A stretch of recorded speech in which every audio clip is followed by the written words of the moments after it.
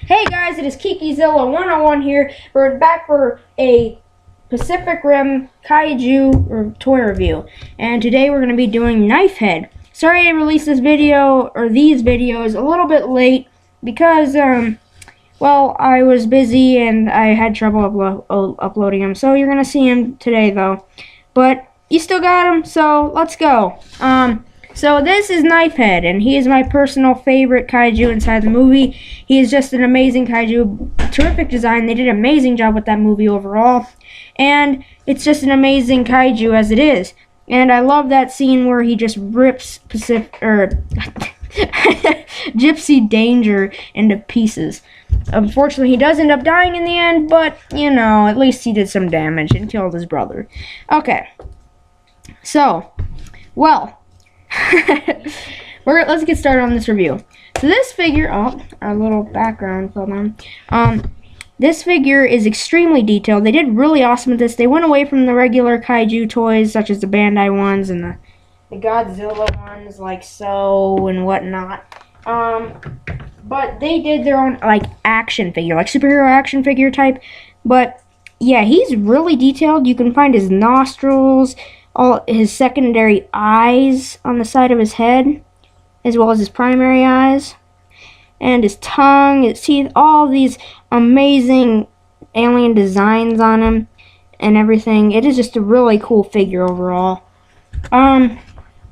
But let's jump into the articulation. So first off, we've got his head, and all that can move on his head is his jaw, and it can open and close just like that. And then his arms can move up to the spike on his like shield back here, his armor patch, and it can also move up back to here. And then his elbow can move like so. It's not a bad articulation at all. His middle arms do not move at all, unfortunately. They are stuck there. And it does kind of look weird when you do it like that, because then it's just kind of blank. But, you know, they had to do it. There's no other way to do that. But then his legs, they're on a ball joint at this point, at his thighs, so it can kind of wiggle. And then they can also move 360 if his arms are put up like so. They can move 360. Okay. And then his knees can also like move back and forth.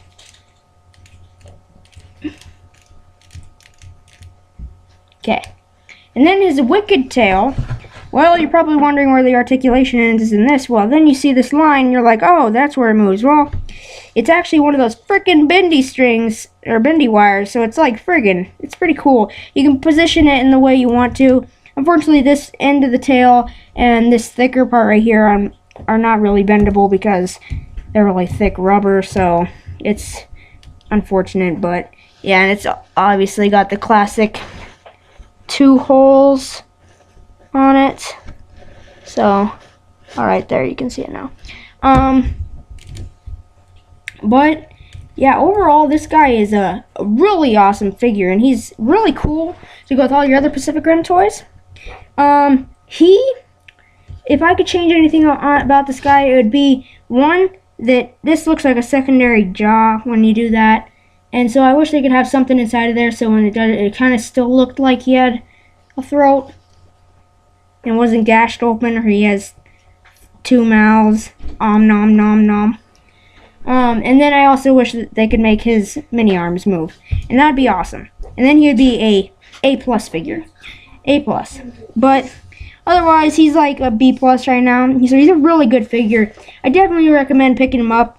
Now for size comparison, one, if you are a Godzilla fan and you got Godzilla figures floating around your house, you want to know how big he is, like maybe you want to do a kaiju battle or something, that is the Final Wars Godzilla compared to him. And I'll do the Heisei Godzilla as well, because a lot of people have the Heisei Godzilla as a really good Godzilla to have. So, right here, and he's basically, his knife, which is the highest part on his body, goes straight towards his nose.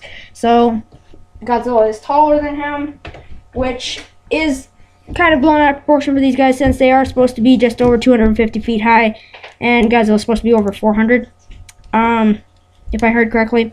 So, and they are like supposed to be like half his size, but you know, they're supposed to be in their own series. Who said that? So, yeah. But if you're gonna put him up next to Gypsy Danger, his enemy that you saw him face off against inside of the movie, then if you want an accurate size, you're just never gonna get it with these guys. I mean, this is sad.